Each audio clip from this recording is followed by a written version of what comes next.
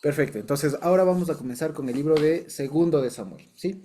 Como preámbulo del libro de Segundo de Samuel, casi que no cabe decir mucho, no porque no haya que decir, sino porque en pocas es la continuación del libro de Primero de Samuel, ¿ya? Lo único que sí es que cabe sí señalar que y recordar, digamos, que la división del libro, que en un inicio era todo Primero de Samuel, era todo Samuel, un solo libro, se hizo aquí en el capítulo 31, de primero hasta ahí termina el primer libro, y se hizo justamente siguiendo la tradición de otros libros que terminaba un libro con la muerte de un personaje importante. En el caso de primero de Samuel, se termina con la muerte de Saúl, y por eso es que después hasta ahí se dividió el libro y continúa ahora la historia con segundo de Samuel. ¿De acuerdo? Entonces, fíjense ustedes. Este primer capítulo, digamos, del segundo libro de Samuel, siempre recordando que es segundo de Samuel, no es segunda de Samuel, porque es un libro, es segundo libro de Samuel, ¿no es cierto? Fíjense ustedes que comienza de una manera muy interesante y que no nos debe ser desconocida a nosotros. Comienza diciendo, aconteció después de la muerte de. ¿Se acuerdan ustedes? Esta redacción, fíjense, ¿no? En hebreo dice, Vayahi Harei Mot Shaul. Es decir, y ocurrió y fue y pasó, aconteció después de la muerte de Saúl. Y esto despierta muchas dudas, digamos, porque acuérdense que hay algunos estudiosos que suponen o digamos proponen incluso que los libros, especialmente este de Samuel y demás, algunos dicen que fueron escritos en la época de algún rey, ya puede ser el rey Ezequías, el rey Josías, y hay otros que en cambio suponen o proponen que el libro fue escrito más bien durante el exilio, ya, durante el exilio de Babilonia, que ahí fue condensado junto con otros libros del Antiguo Testamento, ¿ya? Que fueron condensados más bien en la época del exilio, dicen algunos. Y justamente una de las razones para sostener esto es la redacción. Y es que algunos sostienen incluso que todo el Pentateuco, digamos, hasta este libro, digamos, de Samuel y demás, que serían aquellos y reyes, algunos que fueron escritos según esta corriente, ¿no? En la época del exilio, parecería que tienen una misma mano editorial. ¿Cómo dicen esto que pasa? Suponen estas personas, dice por el lenguaje que es muy común y que no se pierde, digamos, a lo largo de varios textos, como por ejemplo este, y ocurrió después de la muerte de, ¿ya? Entonces algunos dicen, como está, digamos, incluyendo una redacción semejante a la que consta en el Deuteronomio, en el Pentateuco, en libros anteriores, dicen, seguramente ellos suponen y dicen, o proponen más que suponen, ¿no? Dice, se proponen su teoría de que, o su hipótesis de que todos estos libros serían al menos condensados o editados, si se quiere, o sea, compilados por un solo editor al que le suelen llamar el deuteronomista, ¿ya? ¿Por qué deuteronomista? Porque es el que hace justamente la compilación del Deuteronomio de la ley, que se habría basado en varios, digamos, documentos que habría en la época, historias, relatos, y que en la época del exilio es que construyen todos estos libros. Esa es la una opción.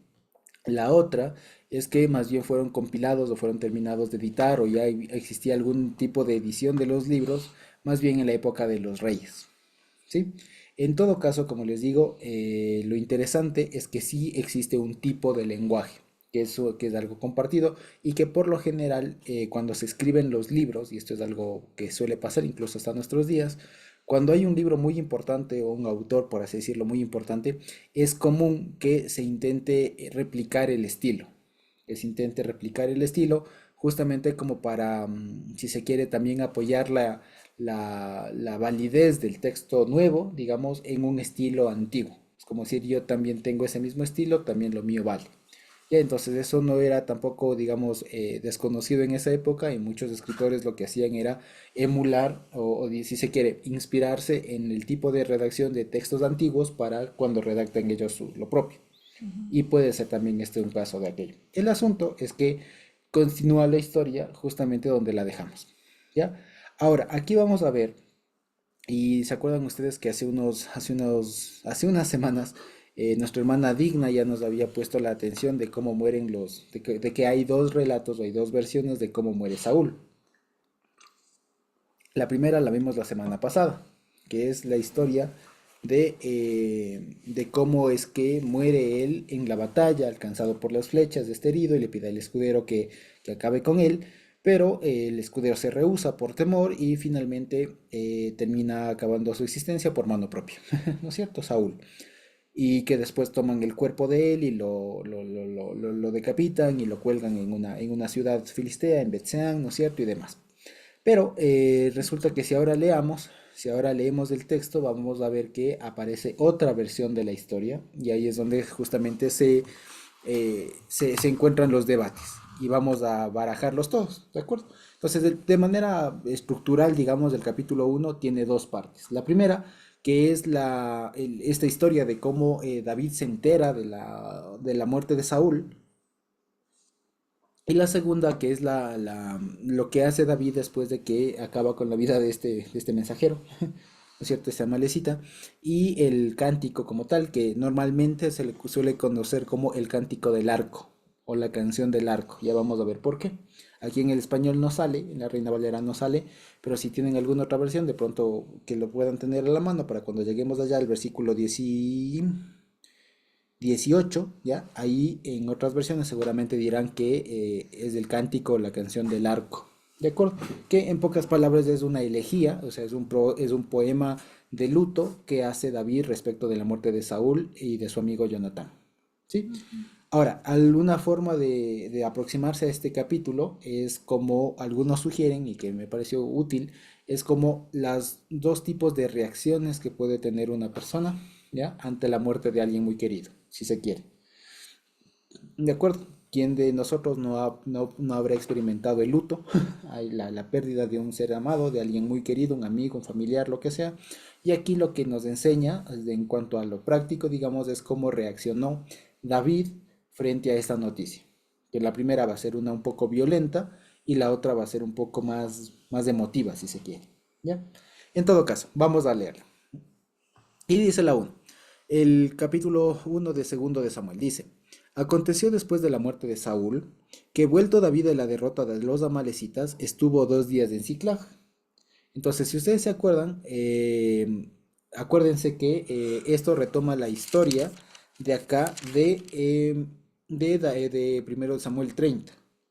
Que acuérdense ustedes que después de que los filisteos le dijeron, no, no vas a subir a pelear contra nosotros, ellos estaban regresando y encuentran la ciudad de Ciclac destruida y tienen que hacer una incursión para ir a perseguir a los amalecitas y recuperar todo lo que habían cogido, entre ellos sus mujeres, sus niños y todo lo demás. Entonces retoma la historia del capítulo 30, ¿sí?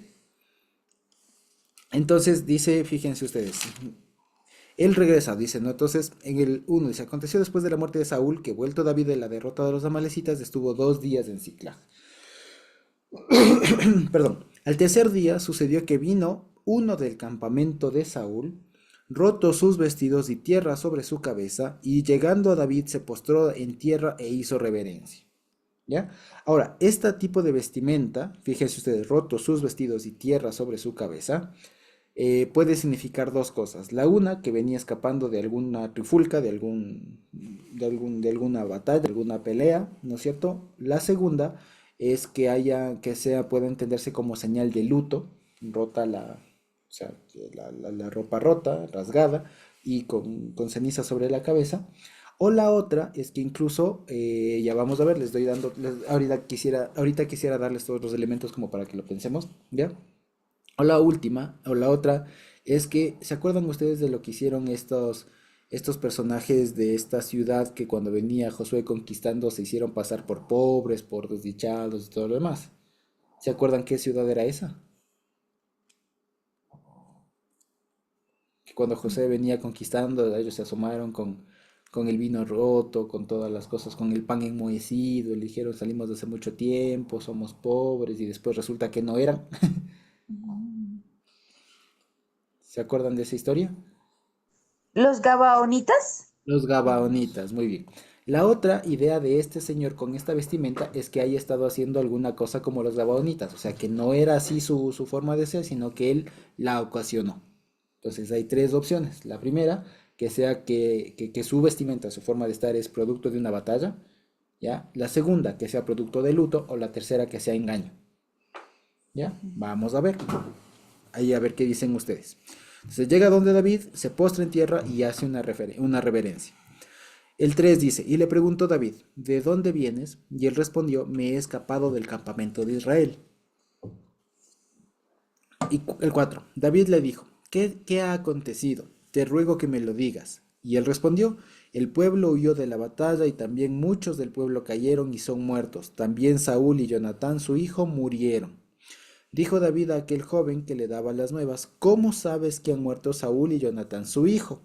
El joven que le daba las nuevas respondió, casualmente vine al monte de Gilboa y hallé a Saúl que se apoyaba sobre su lanza y venían tras él carros y gente de a caballo. Y mirando él hacia atrás me vio y me llamó y yo dije, heme aquí.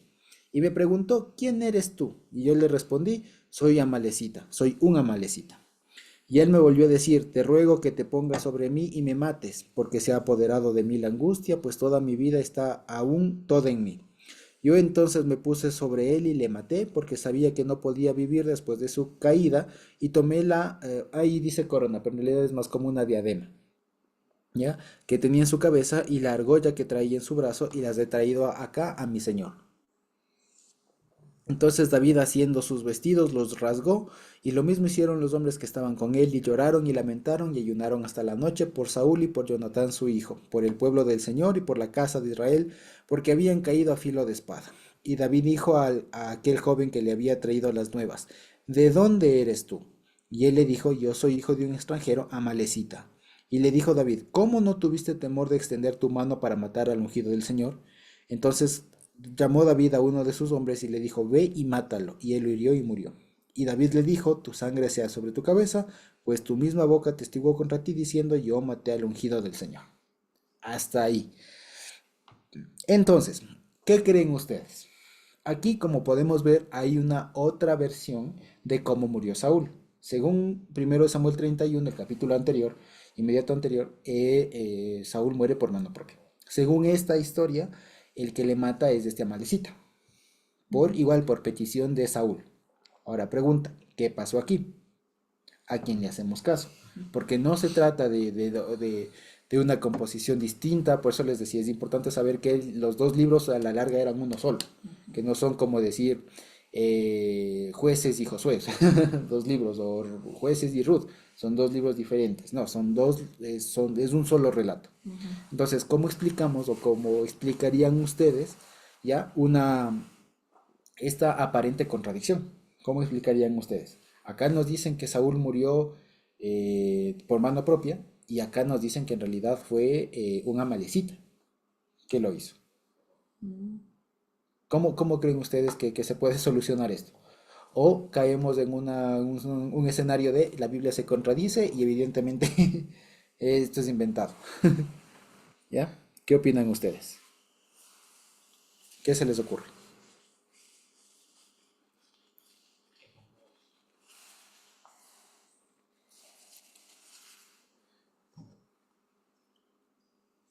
Eh, yo, Hay varias natis hablando ahí a la vez. De pronto se le silencian a alguno, le bajan el volumen a alguno.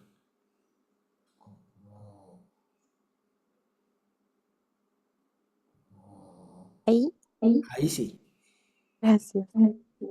Eh, no, Pueden bajarle el volumen al otro dispositivo. Bájenle todo el volumen y ahí sí.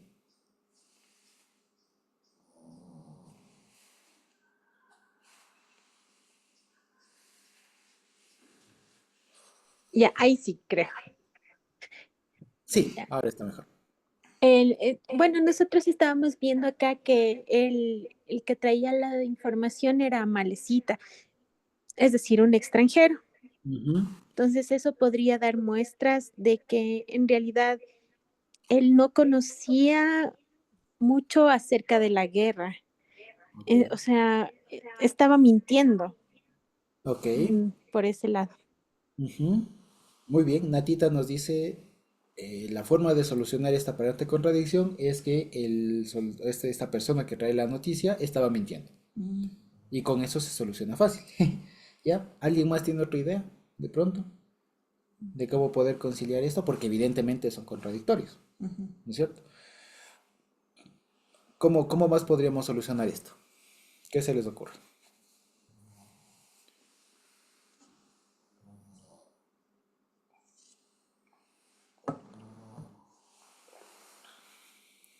¿Alguien más? ¿Alguna idea?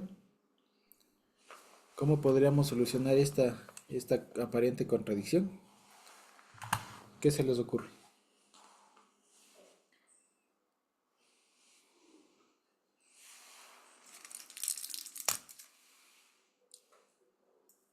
¿Alguien más? ¿No? ¿Alguna idea por ahí? No todos a la vez.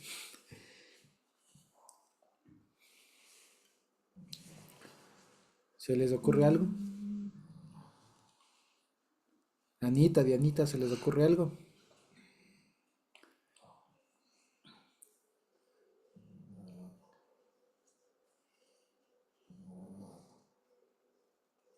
¿Sí? ¿No? A ver, eh, yo creo que sucedió las dos cosas, porque en el 31 dice que él tenía pinchada la espada en él, como quien dice, él tenía apuntada la espada en él, y el otro en la malecita solo vino a darle a ponerse sobre él para que traspasara la espada. Pienso, o sea, me imagino el escenario de lo que dice en 31 y de lo que hizo la malecita, pienso que sucedió las dos cosas. Ok. Saúl ya estaba listo con la espada pinchada y el otro fue y- y lo terminó. Y el otro lo Pienso eso. termina. Ok. Ajá. Muy bien. Entonces, la una opción que decía Natita es, está mintiendo. La que dice Edita María es, se complementan de alguna manera, no está mintiendo, sino que más bien la encontraría agonizando. Y lo que hizo fue rematar. ¿Ya? También Jime o Estevita nos ponen aquí en el chat algo, no le alcancé a ver. Que igual, que son complementos, ¿no? Que son complementos. Natita también dice que puede ser que le terminó de matar. ¿Alguien más otra idea? ¿Otra idea? La de Lerita tiene sentido. La de Ledita tiene sentido, parecería, ¿no es cierto? Luego les comento, hay otra, la que ustedes han dicho es la de la mentira, digamos, de que es mentira el capítulo, lo que dijo este malecita es una, la otra casi que no se suele apoyar mucho, ¿saben por qué? Porque no concuerdan en una cosa, no concuerda mucho el asunto de que sea complementario, ya, no concuerda mucho que sea complementario porque en los dos hay una petición de que le maten, ya, en los dos historias hay una petición de que le Otra maten. cosa, Josuecito, Perdón, otra acá cosa tal vez que dime. lo que puede ser es que tal vez como este Amalecita que estaba cercano a ellos, sabía que como es que Saúl prácticamente le tenía jurado, por así decirle, a David. Y claro, que se pasó buen tiempo tratando de perseguirle para matarlo. Y esta vez, como dice al final del primer libro, dice que se echó sobre su espada y murió, y el escudero, al verle muerto, él también se mató. Ujú. Entonces, tal vez este Amalecita lo que quiso es granjearse la voluntad con David para decirle, bueno, yo también ayudé y tu enemigo, y etcétera, etcétera. Como sabía que era enemigo, entonces a lo mejor granjearse la voluntad de que también él ayudó para que se muera su enemigo y de pronto pues granjearse o hallar gracia ante los ojos de David. Ok, de acuerdo, pero eso no soluciona el cómo le mató. O sea, O sea, ya le encontró muerto. claro, tú dirías estaría mintiendo. ¿Cierto? O sea, estaría mintiendo, no es que él le mató, sino que se aprovechó de la situación. Ajá. Estaría mintiendo. ¿No es cierto? Muy bien, gracias. Vamos a ver, entonces fíjense ustedes, la una es que estaba mintiendo, luego la otra es que se complementan. Entonces les decía, ¿no? No se pueden complementar porque las dos historias tienen la misma estructura. Tiene Saúl agonizando, por así decirlo, mal herido, y tiene una petición. Solo que en un lado le pide al escudero y en el otro le pide a la malecita. Mm, Entonces, por eso es como que esa parte hace que no se puedan, digamos, complementar, digamos, ¿ya? No se puede complementar. Y por otro lado, porque, ya vamos a ver. Luego, hay otra forma que también se solía más bien así decir, por así decirlo, solucionar esta contradicción aparente. Y es la siguiente. Recordemos que los libros, como les decía, y las historias no fueron escritas del mismo día y por una sola mano. Posiblemente fue una obra editorial. Y por eso justamente algunos sugieren que en realidad hay dos opciones dentro de eso. La primera es que en realidad esta mención de la historia de como tal, de que yo le maté, que si me dijo, que no sé qué, que no sé cuánto, en realidad eso sea más bien de una edición posterior y que más bien la historia original o la más antigua haya sido solamente David enterándose. O sea, viene uno huyendo de la batalla sin identificarse como Amalecita, solamente viene uno, digamos, y le dice yo estuve ahí y David y Jonathan y Saúl murieron, aquí está la corona y aquí está el brazalete, y que David llora y hace el poema. Básicamente es eso. Esa es la una idea. ¿Y qué dicen lo demás? La mención de la malecita y de la historia como tal, de que me dijo que le mate, etcétera, etcétera, etcétera, sería construcción posterior, ¿ya? Para justificar de alguna manera, digamos, algunos dicen si se quiere, un poco el surgimiento de David como rey, digamos, ¿ya? Luego hay otra opción, pero es igual, es un poco flaca, digamos. Y luego la otra es un poco más interesante y dice lo siguiente. Y dice, algunos sugieren que en este capítulo uno, así como con la historia de David y Goliat, Ujú. puede ser que sea justamente una compilación, el capítulo uno sea una compilación de dos versiones. La Mm, una de cómo David se enteró y la otra de cómo hubo la muerte de cómo fue la muerte de Saúl. ujú. ¿Ya? Entonces, digamos, la unión de esas dos historias dio como resultado este capítulo uno. ¿Ya? Y hay muchas formas de verlo, de que la historia uno va de tal versículo a tal versículo, la 2 va de tal a tal, y como que le van armando así el rompecabezas. Sin embargo, son muy complicadas de sostener. Luego, la otra es más sencilla, y es incluso la que más ha sido aceptada. Y es basándonos justamente en la misma historia. Y la más sencilla, digamos, de sostener es la que dijo Nati. Está mintiendo. Porque fíjense, tan solo con decir, ¿qué pasa si el hombre este no dice la verdad?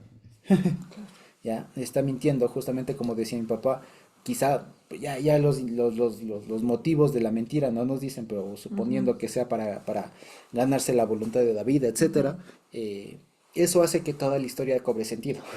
ujú. ¿Ya? Entonces, fíjense ustedes.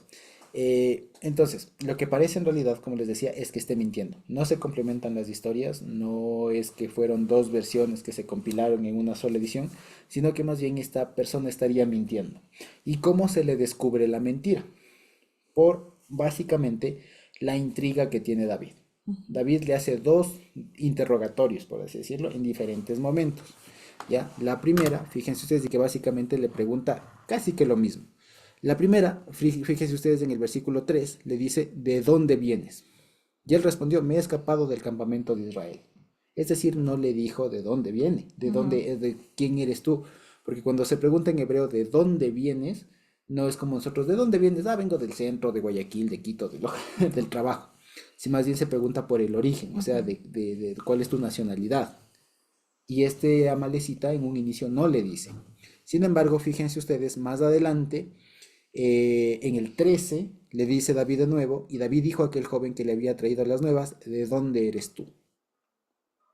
Le vuelve a repetir la pregunta. Le hace un doble interrogatorio. Le repite lo mismo dos veces, porque aquí algunos dicen, seguramente aquí David lo que tenía es la duda. Este puede que me esté mintiendo. ¿Ya? Este puede que me esté mintiendo. ¿Ya? Este puede que me esté mintiendo y aquí ya le dice la verdad. Soy hijo de un amalecita. Soy hijo de un amalecita. Y aquí recordemos que por lo general David además había venido de vencer a una ciudad amalecita, venía de vencer a los Ujú. amalecitas. Entonces, da mucho a pensar, digamos, de que esta persona siendo amalecita y sabiendo él, digamos, la situación en la que estaba su propio pueblo y que además eran enemigos con David, tenía que él generar alguna situación de favorabilidad para que no le maten de manera primera, ser enemigo a la final. Y que un enemigo venga, ¿no es cierto?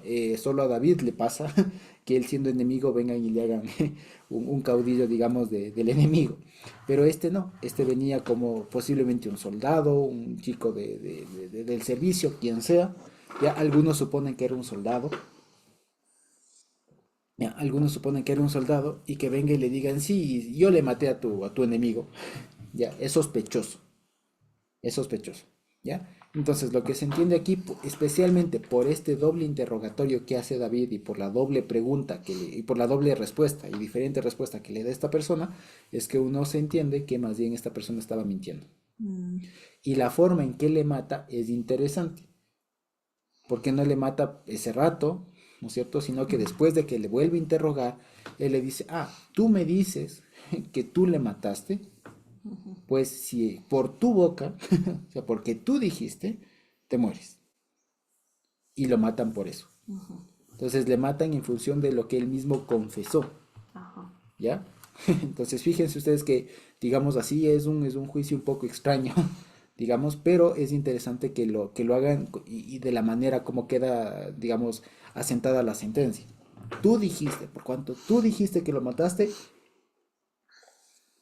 te toca lo mismo, prácticamente. ¿De acuerdo? Entonces, en sentido sencillo, lo que pasó ahí es que más bien el hombre estaba mintiendo.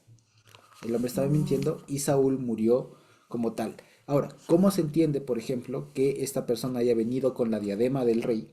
Que, dicho entre paréntesis, como les decía, no era una corona, porque la palabra que aparece ahí, si bien se puede traducir como corona, lo que pasa es que nosotros por toda nuestra tradición, cultura y todo lo demás, nos imaginamos una corona europea,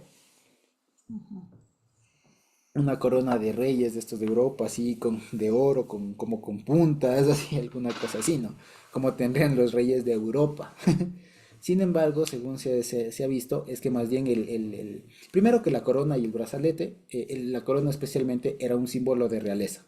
Era la prueba con la que se identificaba quién era el rey o no. Pero lo otro es que la corona, lo que tendría sobre la cabeza, no era una corona, como les decía, como lo que nos saldría en el Google si nosotros ponemos corona imagen. No, sino que más bien sería una especie de diadema, una cosa un poco más sencilla, no una corona, no una cosa más sencilla como una diadema, pero que servía para identificar quién era el rey. ¿Sí? Eso básicamente. Y luego el otro, hay un signo también de realeza, que es lo que aquí ponen el brazalete real, que en ningún otro lado de la Biblia se vuelve a mencionar que un rey haya tenido como símbolo de realeza un brazalete, algo muy distintivo de que él era el rey. Es la única manera, perdón, es el único momento de la Biblia en donde se menciona algo así. En todo caso, esas son las pruebas que este hombre trae de que a la final Saúl murió. Saúl estaba muerto, ¿ya? Y lo interesante también es que le dicen Saúl y Jonathan murió. Pero lo que nos dice en el 31 es que no solo murió Saúl y Jonathan, sino Saúl y sus otros dos hijos más, además de Jonathan. Entonces también por eso entra un poco en tela de duda la versión de esta persona, ¿ya? Eso básicamente. Entonces, en pocas palabras, esta persona está mintiendo. Y David lo que hace es, tú me dices que lo mataste, pues bueno, pues si lo mataste, chao, básicamente. ¿De acuerdo? Y esta es otra forma de cómo se pueden, digamos, conciliar estas dos historias, que aparentemente son contradictorias, que aparentemente pueden ser contradictorias. Eso básicamente. Entonces, digamos, y ya por otro lado, esta primera parte nos enfrenta o nos presenta a un David reaccionando, si se quiere, muy emotivamente o si se quiere, desde una emoción más agresiva, más violenta respecto de la muerte de alguien. Entonces, fíjense, y digamos, evidentemente de pronto todos hemos sufrido o hemos enfrentado y eventualmente enfrentaremos el sentimiento la situación de luto. Y aquí David justamente reacciona, digamos, la primera parte, se enfrenta al luto, a la noticia de la muerte de dos personas muy estimadas para él, con violencia, con muerte, ¿ya? Y la segunda es una forma un poco distinta, un poco más profunda si se quiere. ¿Ya? Entonces ahí, si alguien tiene una versión diferente para el versículo 18, sería bueno que lo tengamos a la mano, ¿ya? Y dice, y endechó, dice, ¿no es cierto? David a Saúl. Endechó es que él lutó, les lamentó, les lloró, ¿no es cierto? A Saúl y a Jonatán, su hijo, con este endecha ponen, con este lamento, ¿ya? De hecho, la palabra que aparece ahí, si no me equivoco, es la del libro de Lamentaciones, ¿ya? Y dijo que debía enseñarse a los hijos de Judá, ¿ya? He aquí que está escrito en el libro de Jacer, ¿de acuerdo? Ahora, de pronto alguien tiene alguna versión que no sea la Reina Valera, la 96, del versículo 18. Pues en el mío dice, mandando que la aprendiesen los habitantes de Judá, está escrito en el libro del justo. En el libro del justo, ok. Acá en otra Josué dice en el versículo 18, dice, cántico llamado del arco, que mandó que se enseñase a los hijos de Judá, como está escrito en el libro de los justos. De los Dice en una justos, versión. ok. Sí.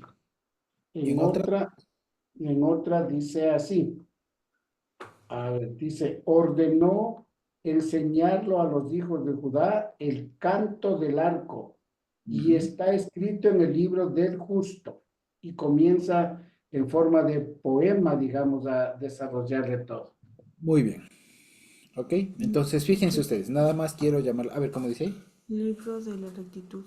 En el libro de la rectitud. Y Libro de aquí la también justicia. fíjate cómo dice, El miren justo. esto. Dice, fíjense ustedes, la Reina Valera actual del 2015 dice, mandó que enseñaran a los hijos de Judá el canto del arco, he aquí que está escrito en el libro de Jacer. ¿De acuerdo? Entonces, primero por el principio. En el versículo 18 dice, en nuestra Reina Valera normal dice, ¿no? Y dijo que debía enseñarse a los hijos de Judá. De acuerdo, pero resulta que ahí se está comiendo la Reina Valera 96 una palabrita. ¿Ya? Aquí en hebreo literalmente diría algo así. Y dijo que debía enseñarse un arco a los hijos de Judá. Así dice literalmente. Si es que alguien de pronto, creo que Sevitan puede tener una Biblia textual, va a ver que más o menos dice así. Textualmente dice, y dijo David que debía enseñarse un arco a los hijos de Judá. Así dice textualmente, ¿ya? Debía enseñarse un arco. Ahora, la pregunta es, ¿por qué dice un arco? Entonces ahí es donde vienen las especulaciones, las explicaciones, digamos. La primera es que decían que como dicen, la primera, como Saúl murió justamente alcanzado por los arcos, o por las flechas enemigas, lo que dice ahí es que David desde entonces también introdujo la enseñanza de la arquería a las tropas israelitas, a los hijos de Judá. Y después comienza con el cántico. Eso dicen algunos, pero es un poco extraño. Es lo que suponen. Luego otros hacen digamos ahí, paráfrasis, digamos, de que es arco, que más bien puede haber sido otra cosa, que no sé qué. Pero más bien lo más sencillo es, digamos, es entender lo siguiente. Y es que puede haber sido, gracias, que en realidad este cántico se haya conocido como el cántico del arco. ¿Ya? El cántico del arco, que así se llama. El cántico del arco. Por eso es que en algunas versiones lo ponen. ¿Ya? Por ejemplo, en mi Biblia en inglés, la parte de la canción o el cántico de está entre corchetes. ¿Ya? Y solamente dice, y él ordenó a los judíos que sean enseñados en la canción del arco.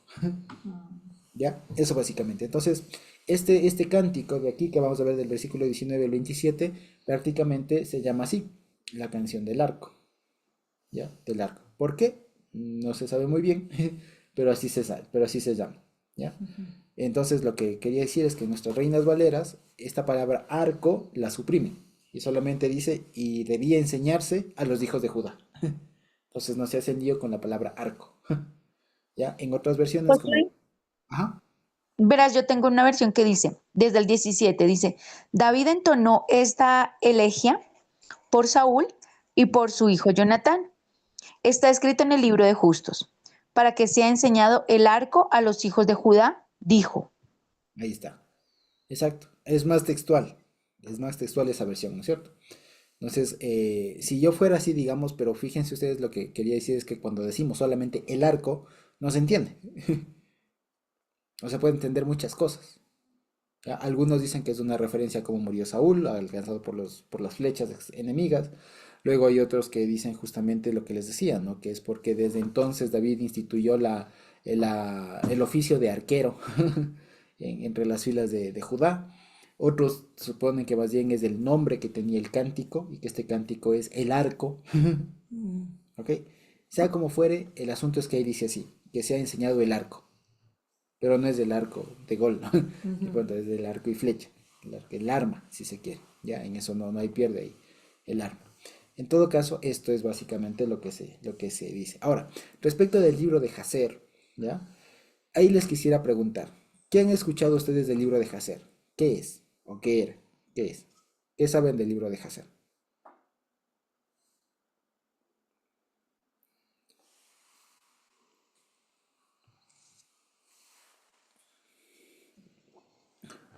¿O primera vez que escuchamos?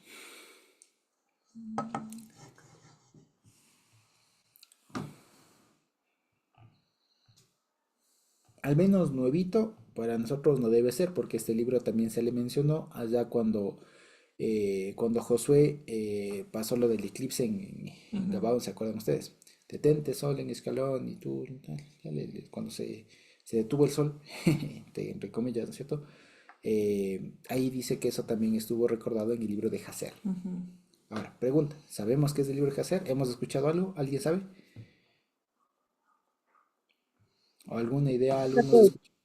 Aquí lo que dice es que el libro de Jacer es conocido en el judaísmo como el libro de Jacer. Es mencionado varias veces en el texto bíblico, al igual que Génesis nos narra la creación del hombre, su caída, su relación en familia, la vida de los patriarcas hasta Moisés. Ujú. Ok. ¿En dónde dice eso, hermano Lorita? Por curiosidad nomás.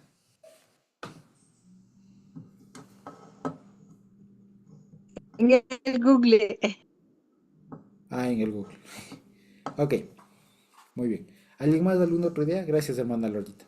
¿Alguien más? ¿Qué hemos escuchado del libro de Hacer por ahí de pronto? ¿O alguien ha leído el libro de Hacer? Es una obra histórica. ¿Es una obra histórica? Ya.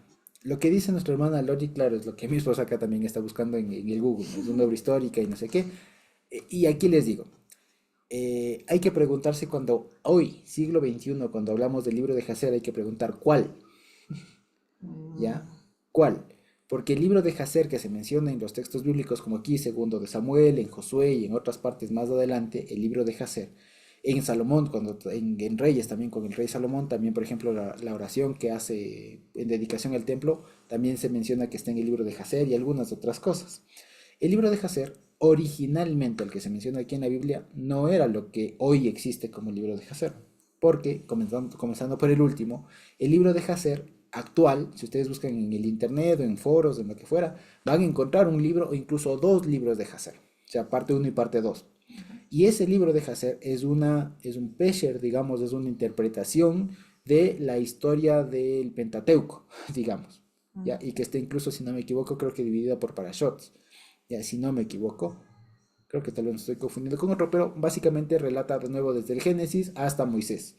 Y dando especialmente o recoge muchas tradiciones de explicación de. Por ejemplo, ahí se cuenta que en realidad Adán y Eva no solo tuvieron a Caín y Abel, sino que tuvieron a Caín, Abel, a fulanita, fulanita y a fulanita. Y que los hijos de no sé quién se fueron a convivir por acá y como que trata de explicar aquellas cosas que aparentemente la Biblia no dice. ¿Ya? Lo malo es que, y yo les cuento esto porque en algún momento llegó a mis manos también un ejemplar del libro de Hacer. Y claro, era muy asombroso porque tenía estos datos. Daba, por ejemplo, el nombre de la esposa de Noé.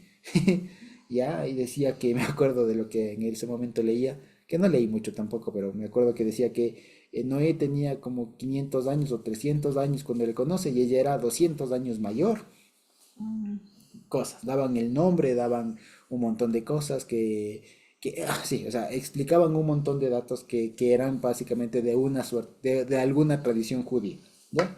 Pero el asunto es que ese libro, por un lado, no es ni bíblico, o sea, no es ni confiable, ni por otro lado es el que se menciona aquí, ¿ya? El libro de Hazer que ustedes pueden encontrar, que es esto, lo que nuestra hermana Lorita leyó, es una versión diferente a la que se menciona aquí en la Biblia. Ya, no pensemos eso, ¿ya? Es como que si yo ahora interpretara alguna cosa y le pusiera como título el libro de Hazer, por así decirlo, y lo comienzo a difundir, dirán cualquiera que no sabe, diga, ese es el libro de Hazer. Y no es así, es otra composición. Ahora, históricamente, y el libro de Hazer al que se refiere aquí, según se sabe, era un libro de poesía, ¿ya? Era un libro de poesía que recogía principalmente hechos, o digamos, recogía poesía, recogía obras poéticas de la historia de Israel, como por ejemplo lo que les decía, cuando el sol se detuvo, este cántico de aquí, algunos otros cánticos, algunos proverbios, algunos salmos incluso, algunas oraciones como la oración de dedicación del templo que hizo Salomón y algunas otras cosas. El libro de Hazer básicamente era un libro de poesías, hagan cuenta como salmos, alguna cosa así, ¿ya? Pero que no sobrevivió. ¿Ya? Que no sobrevivió, se perdió. Y básicamente aquí, ¿por qué se menciona esto aquí? Por ejemplo, en Josué y después en otros lugares, cuando dicen, no está escrito en el libro de Hazer. El libro de Hazer, para la época en la que estos libros estaban escribiéndose, eran, como decir, las fuentes literarias que habían en esa época. Y aquí lo que está haciendo es citando. Ya, es citando. Es como lo que Pablo diría, no está escrito en Isaías, está citando. ¿De acuerdo? Entonces, cuando aquí dice, esto que yo voy a decir ahorita, lo estoy recogiendo no es mío, lo estoy recogiendo de algo que ya había, que se llama en ese tiempo el libro de Hazer. Está citando la fuente y si queremos, hablando en términos actuales, está haciendo una cita textual de este poema que también estuvo recogido antes que en el libro de Samuel, estuvo recogido en el libro de Hazer. ¿Ya? Y como les digo, el libro de Hazer era un libro más bien ¿cómo se dice? Una antología de poesías, de poemas, de líricas, si se quiere. ¿De acuerdo? Eso básicamente. Ahora, sobre el libro, sobre el nombre del libro, hay dos opciones sobre el nombre del libro. La primera es, si yo lo leo así en hebreo, dice Sefer HaYeshar. Es decir, literalmente sería el rollo del justo. Del justo. Yeshar, justo, pero en el sentido de rectitud. ¿Ya? Entonces sería más bien como el libro del recto. ¿Ya? Pero algunos sugieren que en realidad no se debe leer Yashar, sino más bien Yatzar, que significa el canta. ¿Ya? Entonces algunos sugerirían justamente por eso, porque así aparece en la Septuaginta en algunas partes, y en el Targum, si no me equivoco, más bien en el Targum aparece como Sefer Yatzar, ¿ya? O Yatzir, que básicamente sería como libro de cánticos. ¿Ya? El libro de cánticos. Entonces ahí se corrobora justamente la hipótesis de que el libro, en realidad el rollo, sería un compendio de poesías. ¿Ya? Que como les digo, nada tiene que ver con cualquier libro de Hazer que ustedes se pueden encontrar por ahora, que si es que alguien les viene a vender o a regalar el libro de Hazer, de ver, es que aquí cuenta cómo ha pasado el diluvio, que aquí cuenta no sé qué. No es cierto. Ya, no es cierto. Para nada es cierto. ¿Ya? Entonces, el libro de Hazer bíblico, el que se menciona aquí, era un libro de poesías que existía en su momento, que recogía estas obras, digamos, poéticas, ya literarias, exacto, literarias, y que aquí lo que está haciendo Segundo de Samuel y también el libro de Josué, y después cuando vuelve a aparecer, son poesías que constaban en ese libro y que ahora se les cita textualmente acá. Se les recoge también aquí. Y lo que aquí está haciendo el escritor de Samuel es citando la fuente. Cuando dice, ¿no? Aquí que está escrito en el libro de Hazer, no de Yashar. Es decir, esto que yo voy a poner no me estoy inventando yo, esto ya existe en ese libro. ¿Ya? O sea, fíjense ustedes, antes de que existan las normas APA, ya se citaba la fuente. Eso básicamente, ¿ya? Entonces, Aquí, fíjense ustedes que comienza después ya esto, entonces esto que nos enseña, fíjense ustedes, esto es muy importante. Esto nos enseña que especialmente las obras poéticas, líricas, digamos, las obras, estas literarias que no son prosa, que no son historias, canciones, poemas, oraciones, cánticos, son los que mayormente quedaron registrados en la memoria del pueblo y fueron registrados, ¿ya? Por eso es que, por ejemplo, el libro de Yashar fue anterior al libro de Samuel, e incluso fue anterior al libro de Josué, ¿ya? Porque era un compendio de todas las cosas que se cantaron, se escribieron en su momento, ¿ya? Un cántico importante quedó ahí registrado. Y cuando después se comenzó a escribir el libro de Samuel, con todo lo demás, alguien dijo, oigan, pero este cántico que ahorita estoy llegando acá, está en el libro de Hasan. Entonces lo que están haciendo es como un cruce de información, digamos así. Entonces aquí, para no citar mal, por así decirlo, lo que dice es, hago cita textual del libro de Hasan. Hagan cuenta de manera súper pedagógica que el escritor de Samuel también tenía un libro de Hasan al lado. Y llegó a esta parte y dice, ah, pero aquí está. Y lo calcó, digamos, lo reprodujo, nada más. ¿Sí? Es una cita textual. ¿Ya? Eso. Entonces dice, el 19 al 27 es de lo que es la poesía. Como bien lo dijo Jimena, es una elegía, ¿no es cierto? Que es un tipo literario específicamente de este tipo como de lamentación, ¿ya? Una elegía. O de luto, ¿de acuerdo? Entonces dice, ha perecido la gacela de Israel. Así dice literalmente. Pero se entiende que la gacela, o la palabra que tiene que ver con gacela, también es la que se utiliza para gloria, para esplendor, ¿sí? Ha perecido el esplendor de Israel sobre tus alturas. ¿Cómo han caído los valientes? No lo anuncies en Gat, no den las nuevas en las plazas de Ashkelón, para que no se alegren las hijas de los filisteos, para que no salten de gozo las hijas de los incircuncisos. Hasta ahí, fíjense ustedes, el primer versículo lo que hace es dar su tono de luto, de duelo, digamos, porque ha caído la gloria de Israel o la eminencia, digamos, de Israel, se refiere al rey. Murió el rey y dice, ¿cómo han caído los valientes? Seguramente es una endecha, un lamento, un luto por tanto los hijos de Saúl como por todos los soldados caídos. Así que aquí David lo que está haciendo es expresando su dolor, su compungimiento, digamos, por la pérdida de un montón de sangre, por un montón de muertos, de una manera muy poética, si se quiere, ¿ya? Al mejor puro estilo de David. En el 20, cuando dice, no lo anuncien en Gad ni en las plazas de Ascalón, acuérdense que Goliat era justamente de Gad, y que cuando murió Goliat, se hizo en Israel un cántico, ¿no? David, Saúl mató a sus miles y David a sus 10,000. Entonces aquí lo que está diciendo, o lo que está queriendo decir David a través de este versículo de no lo anuncien en Gad ni en Ascalón, que eran dos ciudades además principales de los filisteos, dice para que no se alegren las hijas de los filisteos, para que no salten de gozo las hijas de los incircuncisos. Lo que quiere decir es para que no se regocijen o no sea una venganza, ¿ya? Como la que pasó cuando se mató a su paladín.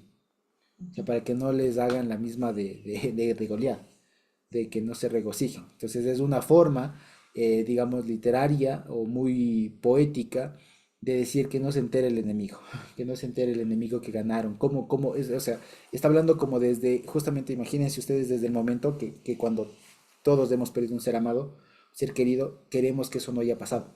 Entonces la forma de él decir hubiera sido mejor que no pase, es decir, que no se enteren, que no pase, que no se sepa, como que él quiere prevenir eso, digamos, pero no tanto en el sentido de que no sepan porque es estratégicamente incorrecto, que ya sepan que no tenemos rey o alguna cosa, sino más bien desde el sentido emotivo de que nadie sepa, que no se sepa, que no se regocijen estos de la Como muerte que de, no se difunde el que no se difunde, que no se difunda más que nada la muerte y no se regocijen de la muerte de mis amados, de quienes yo quise, ¿sí?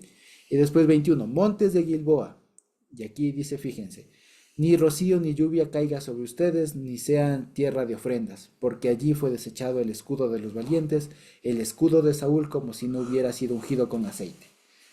Entonces, fíjense, eso también es una forma muy poética, muy sentida, muy profunda de decir, tú monte, monte, que el monte que tiene que ver, ¿no es cierto? Sí, pasó ahí, pudo haber pasado en cualquier otro lado, pero como pasó en el monte de Gilboa, hace un llamado a que esa tierra también esté en forma de luto. Es una forma de llamar a luto incluso a la tierra, al lugar, al monte. ¿Por qué? ¿Por qué? ¿Y por qué dice que no haya lluvia, ni rocío, ni nada? O sea, que no caiga agua, porque el caer el agua es sinónimo de reverdecer, de vida. Y como aquí entonces se ha muerto alguien, entonces lo que dice de alguna manera es como que hace un llamado, una proclama a que no llueva, o sea, que el monte también se ponga de luto, que el monte también lamente, por así decirlo, que no genere vida, ¿sí? Y dice, porque ahí fue desechado, ¿no es cierto? Sí, fue desechado el escudo de los valientes, o de los fuertes, de los poderosos, y dice el escudo de Saúl como si no hubiera sido ungido con aceite. Y aquí viene una cosa, cuando se habla del escudo de David, de Saúl, por ejemplo, la palabra maguen, que es como se dice escudo, algunos lo entienden literalmente y dicen, claro, el escudo es lo que le estaba protegiendo a él, y lo que dicen, ¿no? Se rompió, fue desechado el escudo de los valientes, el escudo de Saúl, como si no hubiera sido ungido con aceite. Entonces, algunos dicen primero sobre la palabra escudo, que es maguen en hebreo, algunos dicen en realidad puede ser que haya sido una corrupción de un término que era un cognado con otra palabra fenicia, si no me equivoco, que es la palabra magón, que significa como un comandante. ¿Ya? Entonces, es decir, el comandante de Saúl también fue quebrado. ¿Ya? Es decir, no está hablando tanto del escudo, del arma, sino del comandante, de la persona que estaba a cargo, que también esa cayó. ¿Ya? Que no hubo, ¿sí? Y cuando dice como si no hubiera sido ungido con aceite, no está hablando del escudo de Saúl, sino de Saúl, que Saúl cayó como si no hubiera sido ungido con aceite. O sea, lo que está diciendo y está lamentando David que Saúl haya muerto como cualquier otra persona, que no haya tenido una muerte honrosa, digamos, que haya muerto como que si hubiera sido, como que si no hubiera sido el ungido del Señor. Eso es lo que quiere decir. ¿De acuerdo? Después dice el 22, sin sangre de los muertos, sin grosura de los valientes. El arco de Jonathan no volvía atrás, ni la espada de Saúl volvía atrás. Volvió vacía. Entonces, fíjense ustedes lo que dice el principio, sin sangre de los muertos, sin grosura de los valientes. Está diciendo eso que traía Saúl y Jonathan cuando salían a la guerra, ahora ya no hay. La sangre, la grosura, ahora ellos fueron víctimas. Es una forma muy poética de decir los mataron. ¿Ya? Y dice, Saúl y Jonatán, amados y queridos, ¿no? Amados y deleitosos sería, en quien uno se deleita, ¿no? Inseparables en su vida, tampoco en su muerte fueron separados. Más ligeros eran que águilas, más fuertes que leones. Fíjense ustedes cómo le retrata también, y cómo es una forma muy, muy hermosa, digamos, de retratar esta muerte de padre e hijo, ¿no? Dice, estos fueron unidos en vida y aún en la muerte murieron juntos. Es una forma muy, muy sentida y si es que uno lo quiere hasta casi lágrimas le saca también cuando uno lee esto, ¿no? Padre e hijo eran unidos en vida y aún en la muerte, no, la muerte tampoco los desunió, o sea, murieron juntos. Una forma muy, muy profunda, muy sentida de retratar cómo cayeron los dos en el mismo día. Y fíjense cómo les retrata, como se suele diciendo, ensalza las virtudes del difunto. Más ligeros eran que águilas, más fuertes que leones. Entonces, eso quiere decir, está, digamos, exaltando alguna virtud que tenían los dos difuntos. Eran ligeros, más ligeros que águilas, o sea, eran rápidos, perdón, eran rápidos, eran ágiles, ¿no es cierto? Y fuertes como leones. ¿Ya? Dice el 24, hijas de Israel, lloren por Saúl. ¿Quién les vestía de escarlata? ¿Quién les vestía de escarlata con deleites? ¿Quién adornaba sus ropas con ornamentos de oro? Entonces, fíjense, aquí llama incluso, como les digo, aunque hay algunas, digamos, ideas de a quién puede hacer referencia las hijas de Israel, ¿ya? En términos sencillos hace referencia justamente a todas las mujeres, especialmente a aquellas que estaban en el servicio, ¿sí? Aquellas mujeres que estaban en el servicio en la casa de Israel o hijas de Israel, lloren por Saúl. Pero básicamente hace referencia a todas las mujeres, hijas de Israel, lloren por Saúl, quien les vestía de escarlata, quien les adornaba. ¿Sí? O sea, les recuerda algún beneficio que tenía también Saúl por ellas, ¿ya? Posiblemente más bien aquí serían las criadas de Saúl, ¿ya? Y dice el 25, ¿Cómo han caído los valientes en medio de la batalla? Jonatán muerto en las alturas. Y el final del 25 al 27 son tres versículos o tres versos, si se quiere, que David dedica exclusivamente a Jonatán, su amigo.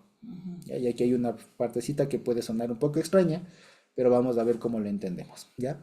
Entonces dice, ¿cómo han caído los valientes en medio de la batalla? Jonatán muerto en las alturas. Angustia tengo por ti, hermano mío, Jonatán, que me fuiste muy dulce. Más maravilloso me fue tu amor que el amor de las mujeres. ¿Cómo han caído los valientes? Han perecido las armas de guerra. ¿Ya? Evidentemente aquí lo que se está haciendo es una exaltación, un lamento, digamos, de reconociendo alguna virtud de Jonatán. La primera es que era un valiente en guerra y que ha caído, por eso dice cómo han caído, cómo han caído, ¿no? Y lo segundo, y lo que más llama la atención, es esto que le traducen aquí como me fuiste muy dulce, especialmente el siguiente, que dice, más maravilloso me fue tu amor que el amor de las mujeres. Entonces de aquí, si nosotros leemos así con una mente siglo XXI y todo lo demás, nadie podría, digamos, al menos dudar de que no hay una referencia un poco rara ahí, ¿no es cierto? Quizá un poco algunos dirán homosexual y no faltará quien diga, ve, clarito, ahí estaba desde épocas antiguas, este mismísimo rey David le hacía eso, ¿ya? Y no va por ahí. De pronto sería bueno si tenemos alguna otra versión, como dice ese versículo, esa frase especialmente, ¿no? Esto de más maravilloso me fue tu amor, ¿ya? Esa frase en específico es el versículo 26, si le pueden ver en otras versiones sería bueno para que veamos cómo le ponen, porque ahí hay algún problema de traducción justamente, ¿ya? Yo tengo aquí, angustiado estoy por ti, oh hermano mío, Jonatán. Eras muy amado por mí, especial era tu amistad para mí, más que el amor de las mujeres. Yo Ujú. pensaría que estuvo mal traducido. ¿Ya? ¿Cómo le ponen ahí? El... Eras muy amado por mí, especial era tu amistad para mí, Ah, más que el amor de las mujeres. especial era tu amistad. ¿Qué Sí. versión es de esa, hermana Sonita? De la pechita. La pechita. Ok, Ujú. muy bien. Gracias, hermana Sonita. Ahí le ponen tu amistad, ¿no es cierto? Así es, está Era bien claro ahí. tu amistad. Ok. Josué, yo tengo una. ¿Cómo dice? Dice, ¿cómo sufro por ti, oh Jonatán, hijo, hermano mío? Ay, cómo te quería. Tu amor era para mí más maravilloso que amoríos de mujeres. Amoríos lo ponen ahí. Ok, muy bien. ¿Ya? La idea es la misma, ¿no es cierto? Gracias, Jiménez. De pronto alguien más por ahí, el versículo 26, ¿cómo le ponen? Yo tengo algo diferente. Dice, bueno, dice, angustiado estoy por ti, Jonatán, hermano mío. Con cuánta dulzura me trataste. Para mí, tu cariño superó al amor de las mujeres. Tu cariño superó el amor de las mujeres. Ok. Intentan suavizar un poco, ¿no? Pero va por ahí. Ok, gracias, hermana Lorita. ¿Alguien más? Por ahí, ¿cómo dice? Aquí tengo otra, José. ¿Cómo dice? Dice el 26, oh hermano mío, Jonatán, gallardo sobremanera y digno de ser amado más que la más amable doncella. Yo lloro por ti del modo que una madre ama un hijo único que tiene, así te amaba yo. Ok. En Ya. la otra dice así, a ver, veamos la que tengo otra. 26 dice, por ti estoy apenado, Jonatán, hermano mío, por ti a quien tanto yo quería. Tu amistad era para mí más maravillosa que el amor de las mujeres. Tu amistad. ¿Puedes leerlo lo anterior, por favor? Sí, claro. ¿Cómo decía? Dice así, oh hermano mío, Jonatán, gallardo sobremanera y digno de ser amado que la más amable doncella. Yo lloro por ti, del modo que una madre ama a un hijo único que tiene, así te amaba yo. Ok. Muy bien. Le interpretan mucho, ¿no?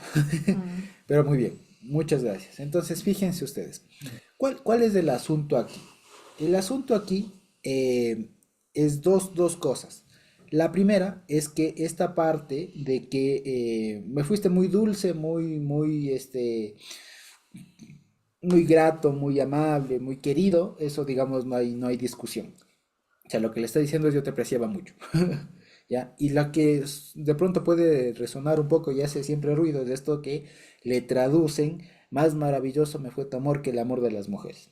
Si yo lo entiendo así hoy, le estaría diciendo que tuvieron posiblemente intimidad y le gustó más que, más que lo de las mujeres. ¿Ya? Eso es lo que yo podría entender. Tu amor fue más maravilloso que el de las mujeres, entiendas, diríamos nosotros, pensando así de manera literal. El problema es que hay un problema, el asunto es que hay un problema de traducción ahí. La primera es que ahí no dice más maravilloso me fue, o sea, más maravilloso, ¿ya? Sino que la palabra, ahí voy.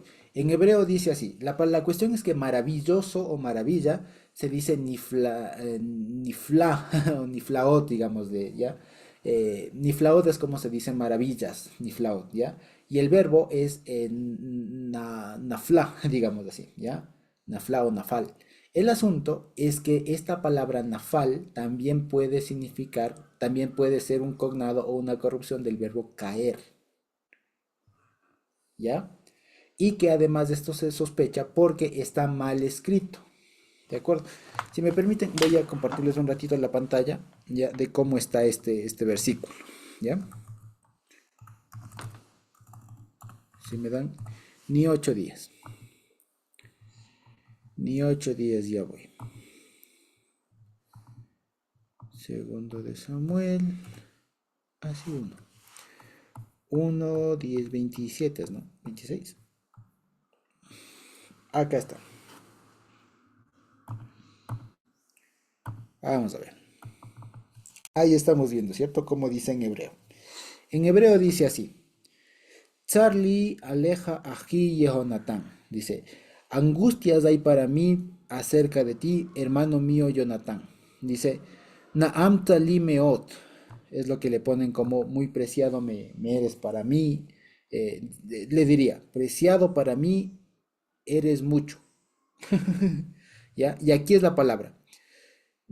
Nifelata es lo que diría aquí. ¿Ya? Niflata, ¿ya? Ahavatja li meavatja nasim. Esta es la parte que le traducen. Maravilloso tu amor hacia mí que el amor de las mujeres. El asunto es que esta palabra de aquí, ya que es nifelata, lo que interpretan o algunos lo que entienden es que está un poco extraña la traducción, está un poco extraña la dicción, ¿ya? ¿Por qué? Porque algunos dicen esto posiblemente que aquí está como una sola palabra, nifelata, ¿ya? Niflata, que significa o te has maravillado, ¿ya? Ya, eso significaría te has maravillado. Ya, algunos dicen no, son dos palabras, está unida a dos palabras. ¿Por qué? Porque esta hey de aquí y esta última, estas dos últimas letras no corresponden a la conjugación. Están mal. Lo normal es que termine hasta aquí. ¿Ya? Pero esta hey está de más. Entonces, por lo que está de más, algunos sugieren que son dos palabras y tiene sentido. Y lo que diría aquí es nafal ata o niflal ata, o sea, caíste tú. Tú caíste, diría aquí. Ya, nafal es el verbo caer. Caer. ¿Ya? ¿De dónde viene, se acuerdan ustedes la palabra de los nefilim, los caídos? Es la misma palabra, caer. ¿Ya? O como cuando dice que Rebeca cayó del camello cuando se encontró con Isaac. ¿Ya? Es que el verbo caer, descender. Entonces lo que aquí dicen es, caíste tú, punto y coma. Tu amor hacia mí, dice, de o a partir de el amor de las mujeres. ¿Ya? Entonces, ¿cómo se entiende esto? ¿Cómo se entiende esto? Es de la siguiente manera. Dice, tu amor cayó sobre mí como el amor de las mujeres. ¿Ya? ¿Sí? Ahora, ¿qué significa esto? Que lo que quiere decir es que una cosa. Ahora, el asunto es que una vez más, ¿se acuerdan ustedes cuando hablamos del concepto de la palabra amor? Josué, disculpa. Por favor, ¿podrías repetir cómo quedaba? Quedaría más Era, o menos así. Tu amor cayó sobre mí. muchas gracias. Ok, tu amor cayó sobre mí y ahí se diría como como el amor de las mujeres. ¿Ok? Tu amor cayó sobre mí sería así. ¿Ya? Alguna cosa así diría. Ahora, ¿cuál es el asunto? El problema ahí está, como les decía, a veces no es cuestión de saber hebreo. ¿Ya? Porque esto cualquier persona que sepa hebreo puede leerlo y puede entenderlo y va a entender lo mismo que está en español. ¿Ya? Y el problema no está tanto en entender hebreo, en saber entender estas grafías de aquí. El problema está en entender el concepto de las palabras. Y se acuerdan ustedes de lo que hablábamos hace un tiempo del concepto de la palabra amor. ¿Qué era amor? Lealtad. Lealtad, ¿no es cierto? Pero específicamente hablando, aquí acuérdense que qué relación, digamos, qué vínculo, qué relación tenían Jonatán con David, aparte de ser amigos, Un amor como de hermanos. Una lealtad. aparte de ser La hermanos, pero lealtad. qué relación tenían Lealtad. de lealtad, pero qué puesto tenía Jonatán y qué puesto tenía David en el reino de Saúl, qué cargos tenían. Príncipe y soldado. Exactamente, príncipe y escudero. Escudero. Entonces, fíjense ustedes, cuando él está haciendo referencia, acuérdense que la palabra amor originalmente era la cobertura que se le daba a un mayor a un menor, ya una cobertura política, si se quiere, que le daba una persona. Y era el resultado de alguien haber hecho como una especie de convenio. Eso era amar. ¿Se acuerdan ustedes? Y que de ahí desprendíamos la idea de lealtad, de ser leales. Entonces, si de ahí vemos, decimos, claro, el amor de Jonathan fue mejor o cayó sobre él más que el amor de las mujeres. O sea, la cobertura, la lealtad que David experimentó de parte de Jonathan fue, digamos, fue mejor, fue más abundante que cualquier cobertura o cualquier amparo que le podía proveer alguna mujer. ¿Y tiene sentido o no? Claro. Acuérdense, como les decía, que Jonathan murió siendo un príncipe de Israel y David en su momento fue un subordinado de Jonathan. Fueron amigos y todo, muy íntimos y todo, pero no dejaban de ser formalmente súbdito y príncipe. Entonces, cuando él evoca aquí, perdón, evoca aquí su nombre, lo está haciendo también en cuanto tú me cubriste a mí, cómo tú me salvaste, cómo tú me extendiste tu protección a mí, me extendiste tu pacto, tu convenio, por así decirlo, a mí, más que lo que yo hice con cualquier mujer. ¿Ya? Ese es el asunto. Entonces es un término, acuérdense, amor en un término así como el de aquí, tiene un término más bien político, no sentimental. Como de cobertura. Como de cobertura, como de estar de acuerdo, como de tener un convenio, si se quiere, pero como una relación internacional, pónganse una relación política. Ese es el significado del verbo amar, ya, del verbo leov, que aparece aquí, leov, en hebreo, ¿ya? Entonces, no es el sentimiento de cuánto te amo, como yo le podría decir a mi esposa, ¿no? Te amo y todo lo más, y es evidente un vínculo, digamos, emocional, si se quiere más físico y demás, ¿ya? Pero no, aquí evidentemente está hablando en un término un poco más político, porque le está exaltando las virtudes del difunto. ¿Cómo cayeron, cómo caíste tú? Los Giborim, ¿cómo cayeron en la batalla? Oh Jonatán, tú en las alturas caíste, tú en las alturas fuiste inmolado. ¿Ya? Ya le dice, angustiado, angustia y sobre mí, por ti, mi hermano. Dice, como tú, dice, me eras muy preciado, me eras muy preciado. Tu amor, tu cobertura, tu pacto, tu extensión, ¿ya? Cayó sobre mí más que cualquier cobertura de una mujer. Y claro, ¿por qué? Porque es que Jonathan le salvó de muchas maneras. Y aparte le dio su cobertura y le hizo el pacto. Aquí lo que está haciendo referencias del pacto que hicieron, si no me equivoco, por acá, por el capítulo 20 o 17, 18, por ahí, cuando hacen el pacto con Jonathan, con David. Si tú vives, si yo vivo, acuérdate de mí, no dejes todo lo demás, tú vas a ser rey y todo lo demás. Eso es lo que está haciendo referencia aquí. Entonces no hay ningún tema físico, ningún tema de añoranza de cuánto amaba a mi novio. O sea, no, no está haciendo nada de eso, sino que más bien está exaltando la cobertura extraordinaria que le dio Jonatán a David cuando Jonatán vivía. ¿Sí? Y eso es lo que él deja ahí sentado y trasciende, digamos, a manera de poema. ¿Ya? Y finalmente, para que veamos, aquí dice, ¿no? En el 27, Ej nafelu giborim. Y fíjense, aquí aparece la misma raíz, miren, nafal, ¿ya?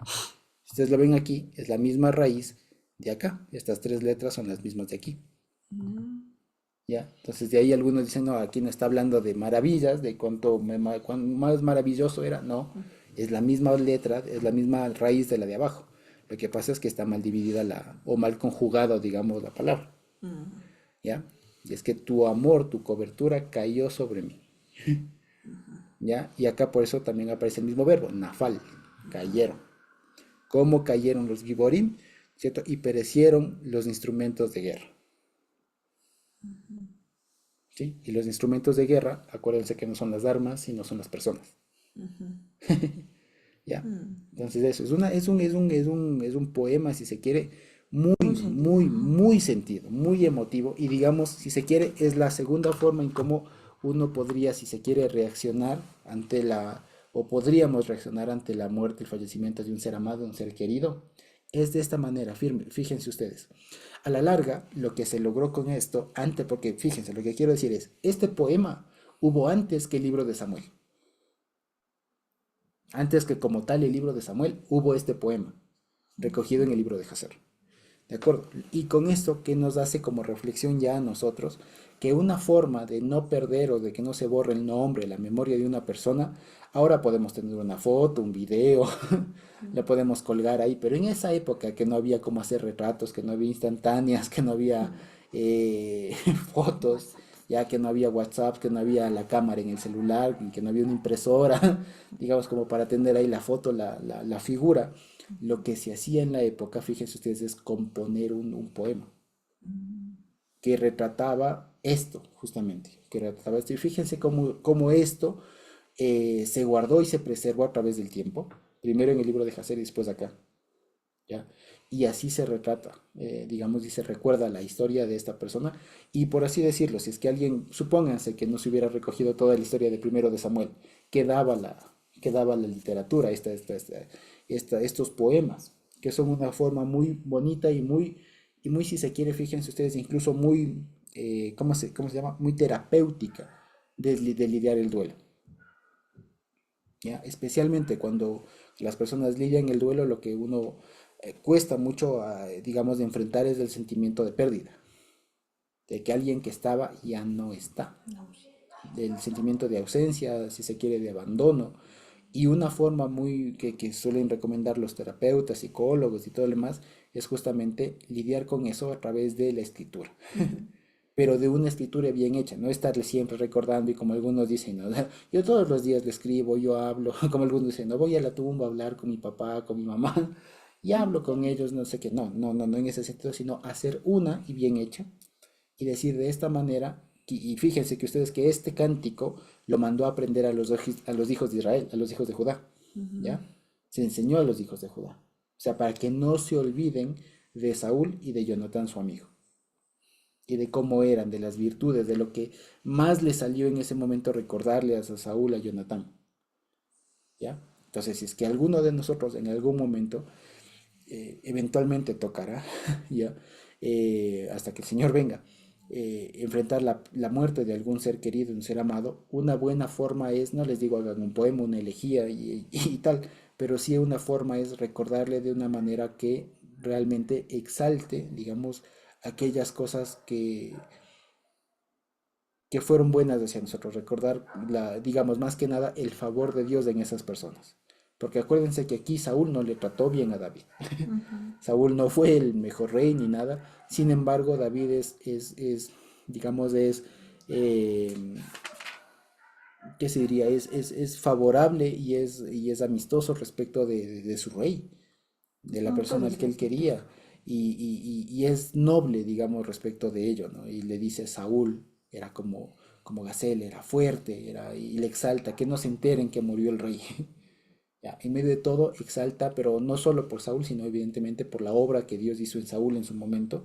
Entonces, esa es más que nada la forma como de uno puede comenzar al menos a lidiar el duelo, ¿no? Al menos de recordar la obra que el Señor hizo en esa persona, ¿sí? De cómo Dios obró con esa persona, especialmente cuando son cristianos. Cuando no lo son, de pronto es un poco más complicado, pero al menos algo así. Entonces, lo que quería también comentarles a partir de todo esto es que hay muchas formas de reaccionar ante el luto, ante la pérdida, ante la muerte de un ser querido. Y ya vemos que si es que escogemos una salida violenta, pues no va a ser la más favorable. Es mejor canalizar toda esa emoción y esa carga emotiva, ese cúmulo de información a través de algo que más bien sea productivo. En este caso, David nos enseña a canalizar todo eso a través de una canción, de un poema, de una obra literaria, si se quiere. ¿Sí? Eso prácticamente. Y ya la siguiente semana hemos de estar estudiando el capítulo 2 que justamente comienza ya con David siendo rey de Judá y el famoso general Abner de Saúl le sitúa al Ishboset o al Ishbaal como rey sobre Israel. Y hay una guerra civil ahí, hay un montón de cosas, hay unas muertes y comienza justamente la guerra civil que va a haber ahí hasta que finalmente en unos capítulos más adelante David termina siendo ya coronado como rey. ¿Sí? Eso, entonces quizá tenemos alguna pregunta, algún comentario por ahí de lo que hemos visto ahora. Y si no, podríamos ir terminando por hoy la grabación.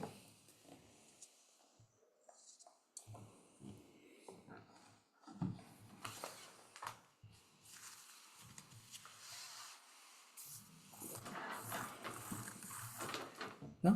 Ok, bendito Dios.